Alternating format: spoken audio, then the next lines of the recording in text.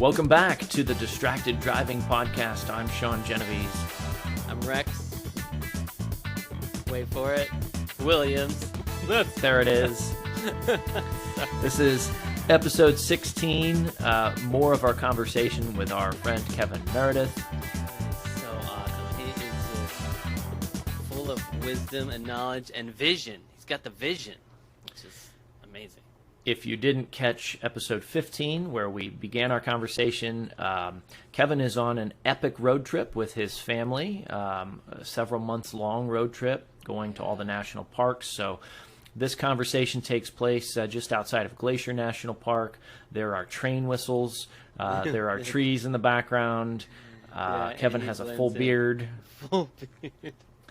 Yeah, he's great. So, this episode picks up where we left off, and he gets into talking more about the incubator and accelerator programs that Fourth Sector, his company, offers, and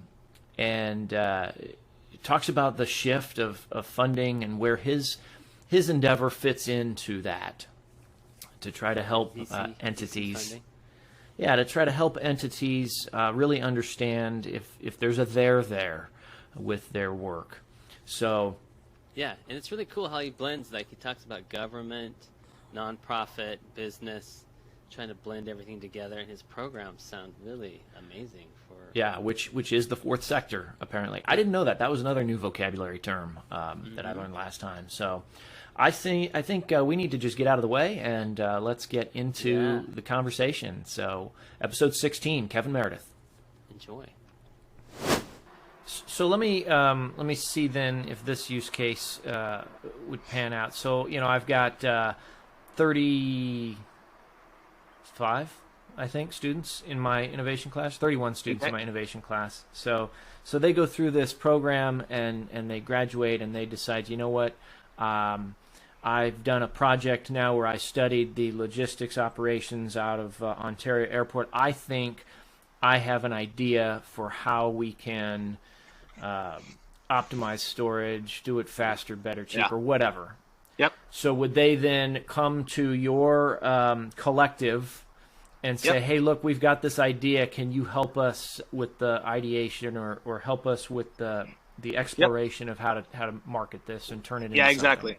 And so our incubator is the earliest stage. So first of all, both our incubator and accelerator programs up to this point, because of the relationship with the City of Ontario, all the programs we've offered through Ontario have been non-dilutive, which means we don't take a piece of the company, and they're no fee, which means we don't charge people to be in the programs, essentially because the city's able to underwrite our ability to provide these services. We don't have to handcuff early stage founders by taking a piece of their company before they're really going to get the benefit of giving up that equity or crowding up their cap table. So we're really proud of that. That's a model that we will always honor a specific number of slots in every cohort that we do for individuals that can't afford or strategically don't think it's a good idea to give up some equity in their company. And so we will do that for both the incubator and the accelerator. The incubator is called Interphase, and that program is really focused on the earliest stage, the idea stage venturing, which in the marketplace, there's a huge problem in that the VCs are now operating. They want bigger deals, more maturity.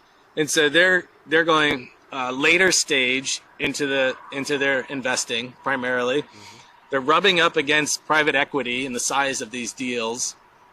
And then what we're seeing is the angels are now operating in a space where the VCs used to work maybe 5 to 8 years ago.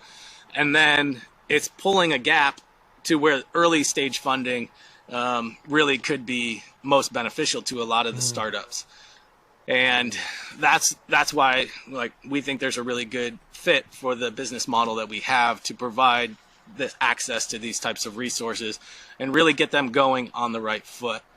So is there a there is basically how we define the incubator. We want them to go out and do real stakeholder discovery to determine if the idea that's in their head or their shared founding team's head is actually matched with the reality of the world versus the convenience of their own fantasy.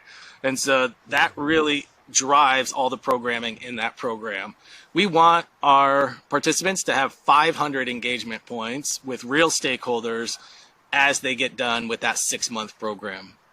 And then they can have the confidence, not us, they can have the confidence that they either want to move faster, change direction, or hang it up and say, this isn't for me. Any of those three in a 6-month period, we think is a really good outcome. Because if you understand that there's an opportunity cost of working on something beyond those 6 months, and you know today that it doesn't make sense to do that, then stop doing it and go work on something else that you think can have that impact or get the outcomes that you really want. And so that's really the core of our incubator program. The accelerator program, yeah, and there's no guarantee that you go right from the incubator program into the accelerator program. We have a firewall, and that firewall is a term that we learned at Boeing through an organization called Bionic, and one of their founders, David Kidder, who happens to be a Rochester Institute of Technology grad also, so go Tigers. That's very much out of my character. I don't think I've ever said go Tigers in my whole life when I wasn't playing soccer. But well, anyway. I mean, you have to, being in the woods the way you are, I think you have to get friendly with the Tigers and the Bears. And, if there's Tigers here, we're in trouble. But the idea of this economic oxygen is, okay, you've gone out, you've done some stakeholder discovery, you believe beyond your own cognition that there's evidence to move forward with this thing. Now, do you have paying customers? Do you have, at a minimum, a memorandum of understanding, an MOU that says, if you had this product today, I would buy it?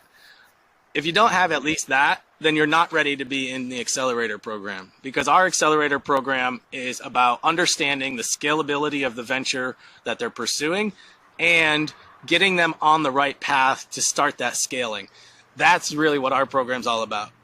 And we want to be able to provide them, again, not only the founding teams, but also the investors that are now ready to invest in them, to have confidence that this is something that makes sense to invest in, that there is something real here.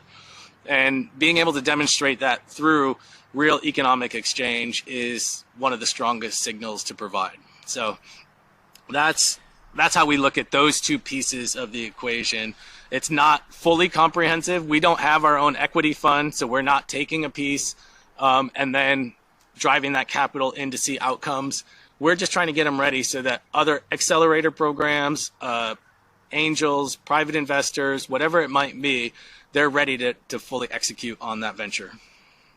So if I can take a stab at grossly oversimplifying this, as I like to do, it really sounds like that what you're doing with fourth sector innovation is you're helping people, entrepreneurial type people, understand the innovation process, specifically though as it relates to connecting with stakeholders to, and boy, you dropped a lot of terms here that I'm jotting down that I like, economic oxygen being one of them. Yeah. All right. So you're trying to make sure that they understand how to build something that a stakeholder needs, as opposed to just something that's fun to do for the purpose values. Or values. It doesn't just have to be a need. It could be anything that they value, right? But for the purpose of then being able to monetize it and get angels or other investors to invest in it. Yeah. Yeah, one thing we didn't talk about is the details of the innovation system. So out of all the work that we did at Boeing and then out in the real world, we summarized all that together. My background is industrial and systems engineering. So we developed a system model for innovation. And so all the people that go through our entrepreneurial programs, the incubator and the accelerator, also get full access to this innovation resource kit and this system and principles that support the execution of that innovation. There's a huge thing, this is going to get a bit technical and nerdy, but we have developed a curve that we call the cumulative value realization curve, and it's a little bit of a mouthful, but it's really powerful if you stop and think about it. So think about an exponential curve going up. That represents, and it's encapsulated with most of the definition of innovation that we use, and helps distinguish a little bit about the difference between commercialization and innovation, ideas, invention, and creativity. So at the flat part of the curve, way down, that's creativity. Creativity is happening all the time, like constantly making connections and dots, but not every one of those pieces of creative impulse are going to actually produce something that you can recognize or articulate out into the world. And that's where there's a transition to something that we call an idea or an invention. Those things happen, they create more value, but it's still just a tiny amount of value. So many times people are like, oh, I don't want anyone else to know about my idea because they'll steal it.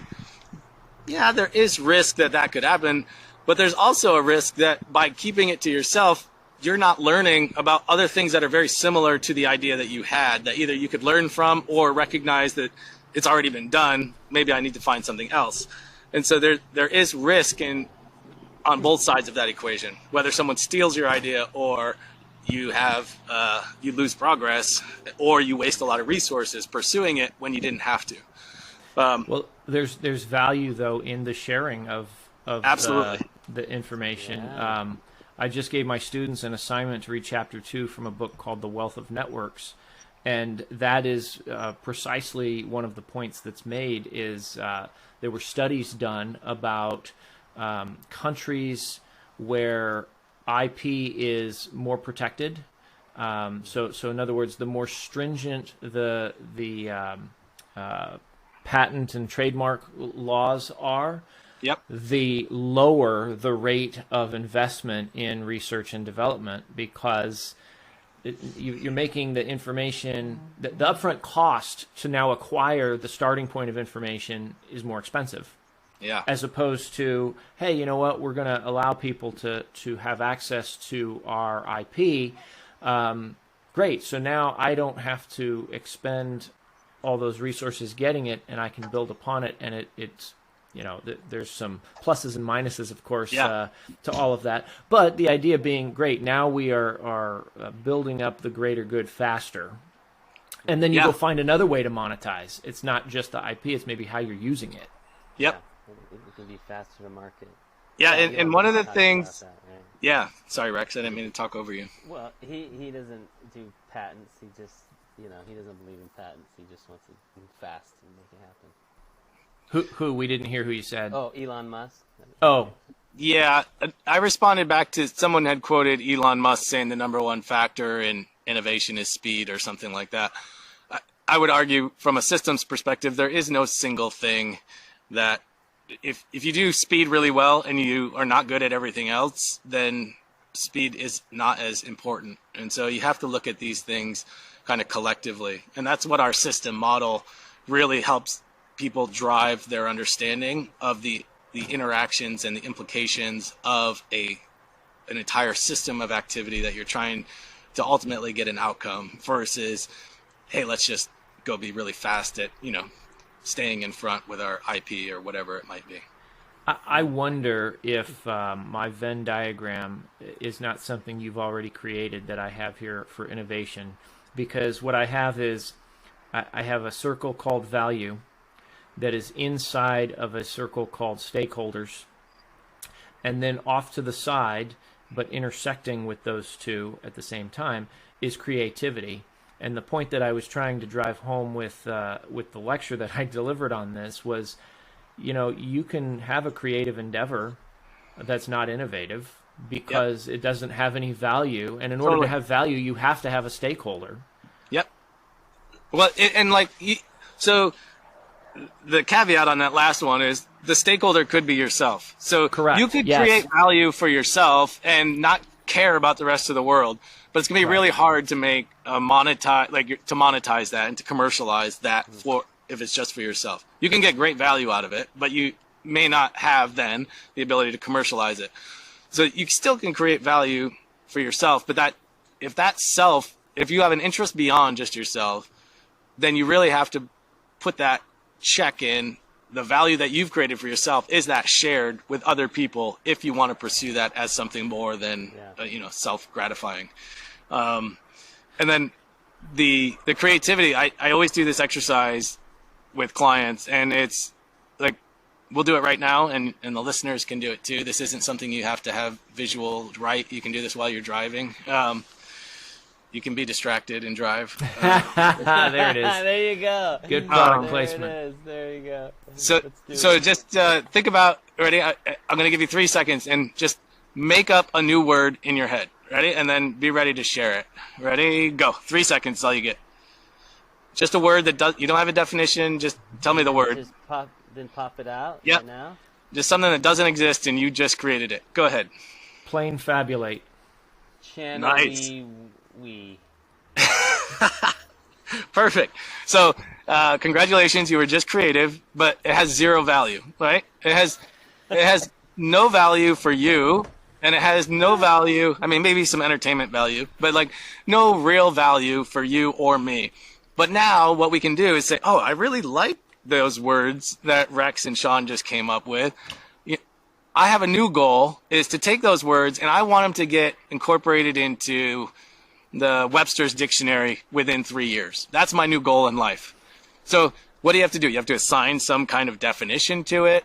You have to do a whole bunch of value-added tasks in order for that word to spread and become meaningful to a bunch of people. So you're creating value for a bunch of stakeholders now in order for them to adopt that word and use it, so that you can have the satisfaction of having a word in the Webster's Dictionary. So, it takes a whole lot of input in order to get to that goal, whatever it might be. So we were just creative, but we didn't create any value initially. But that value, it's kind of like the lottery, right? If you don't have that creativity, if you don't put the dollar in or the $2 to play the lotto or super lotto plus, whatever it is, then you can't win. So that's why we believe that conversion of creativity into value is foundational for innovation. You have to convert creativity into value in order to innovate.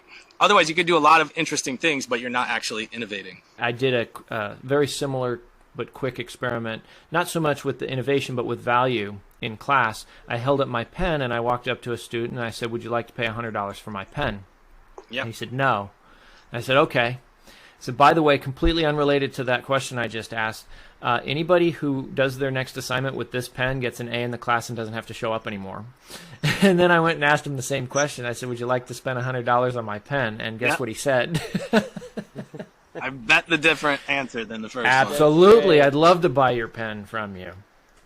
The value's changed. Do that. Exactly. It's the same thing, but it had more value. Yeah. All right, that's it for episode 16 with Kevin Meredith. Man, doesn't he know so much? Like he knows so many details and is making things happen. So creativity is the cost of entry for innovation. We were much creative. Cheaper than a lottery ticket. Yeah, right. We were creative, but it has no value. It has no value. That was a fun exercise. What a great title for a show. Yeah. So it doesn't mean you should still be creative all the time, but to try to make it have value somehow. So. Well, we have 2 more episodes lined up with Kevin Novation. So tune in next week for the next episode.